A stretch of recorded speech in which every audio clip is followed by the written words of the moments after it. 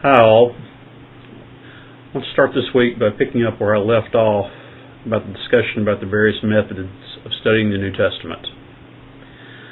Although the text does not complete this discussion until chapter 8, I think it is much more helpful to bring it up here as we begin our study of the Synoptic Gospels, and while the previous discussion is still relatively fresh for you. The study of the connections between the Synoptic Gospels is known as the Synoptic Problem. Here is one way of thinking about it. Matthew and Luke both contain stories found also in Mark. Matthew and Luke contain stories found in both of their Gospels, but not in Mark. Matthew contains stories found only in Matthew, and Luke contains stories found only in Luke. There's a good visual representation of this on page 156 of the text. Know the chart on page 156. Love the chart on page 156. Sleep with it under your pillow at night. Name your children Mark, L, M, and Q. Yes, the chart is important. The sources of the Synoptic Gospels is probably the most vexing and most studied problem in New Testament scholarship. In fact, the endeavor to identify these sources is called, wait for it, source criticism. More about these sources in a moment. The narrative and material that is shared between Matthew, Mark, and Luke lies in a tradition that tells the story of the works and words of Jesus in a sharply different fashion from John. The material and tradition common to all three synoptics is known as the triple tradition. The material common only to Luke and Matthew is known as the double tradition. So, source criticism.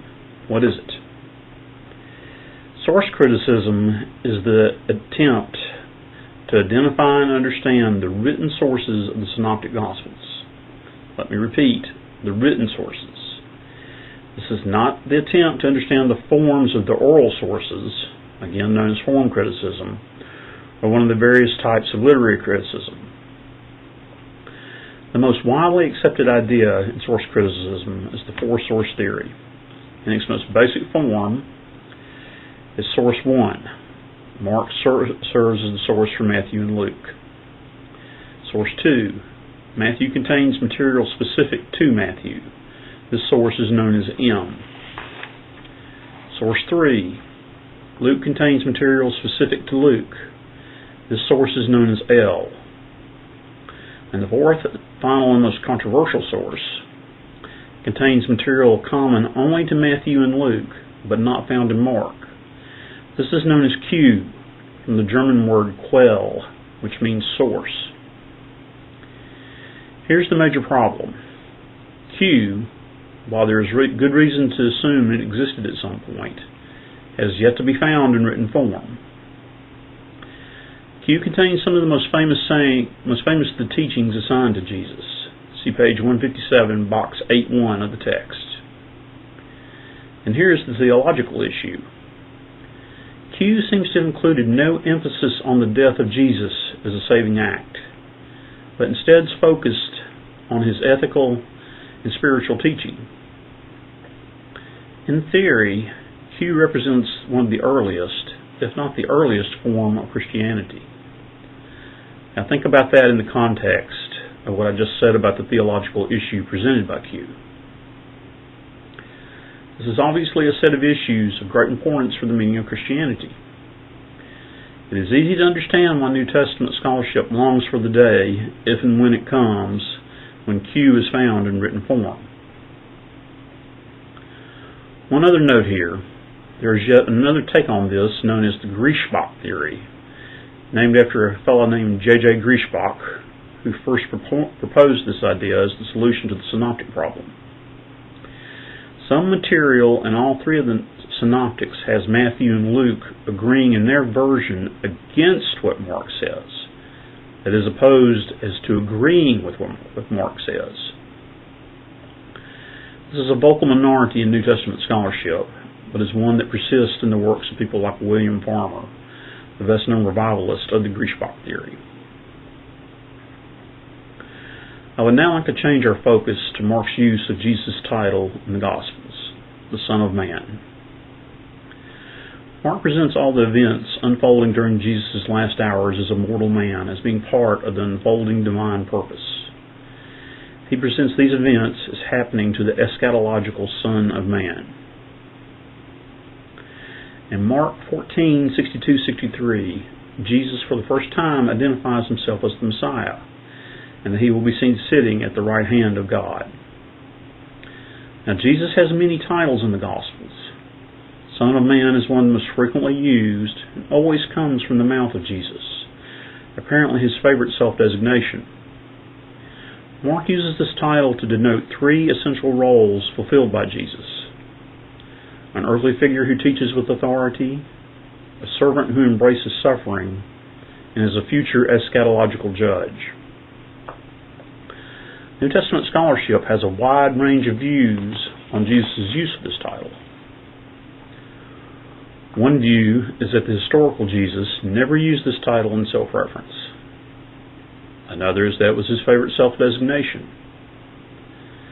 Still another view is that Jesus may have been referring to another future figure who would come to validate his work and that the latter church, because of its faith in the coming return of Jesus, retrojected the title into accounts of the life of Jesus where it did not originally appear.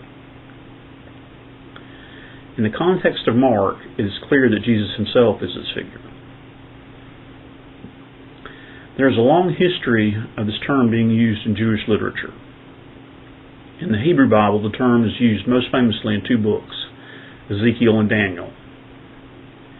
In Ezekiel, the term refers to one who is mortal or human, usually the prophet himself. In Daniel, it refers to a heavenly figure who acts with divine authority, originally referring to the nation of Israel itself, a meaning that morphs into that of a divinely authorized individual who will come to judge the world.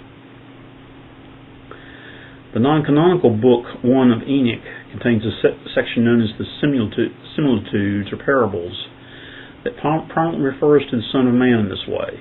At the climax of history, this figure will come to pass God's final judgment on humanity. These ideas about the figure Son of Man were present in the time of Jesus and his followers, and could have been applied to them to his place in history.